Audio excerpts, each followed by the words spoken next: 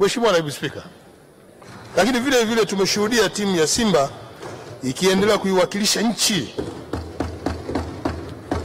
kuiwakilisha nchi yetu katika michuano ya kombe la shirikisho barani Afrika, hatua ya robo fainali, na timu ya taifa ikiendelea kuwania nafasi ya kufuzu mashindano ya kombe la dunia mwaka 2026. Mheshimiwa Naibu Spika, Mheshimiwa Naibu Spika, nitumie fursa hii kuitakia heri timu ya Simba Sports Club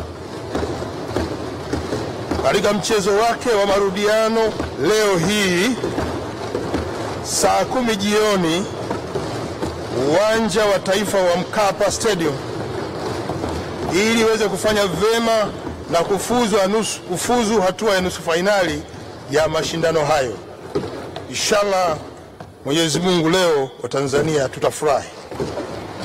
Kadhalika ninaitakia kila laheri timu yetu ya taifa almaarufu Taifa Stars katika michezo yake iliyobaki iweze kushinda na kuwa na nafasi ya kufuzu na kushiriki michuano hiyo. Mheshimiwa Naibu Spika, kipekee nitumie nafasi hii kumpongeza Mheshimiwa Dr. Samia Suluhu Hassan, Rais wa Jamhuri ya Tanzania, kwa kuendelea kuwa chachu ya mafanikio katika sekta ya michezo hapa nchini. Mheshimiwa Rais wakati wote amekuwa akitoa hamasa kubwa katika sekta ya michezo, pamoja na kuhamasisha wadau mbalimbali kuchangia timu zetu ili ziweze kufanya vizuri. Mafanikio makubwa yamepatikana katika michezo, hasa mpira wa miguu kupitia mpango wa goli la mama, hamasa kwenye mchezo wa ndondi ambao pia na wenye umeanza kuchukua nafasi kubwa hapa nchini.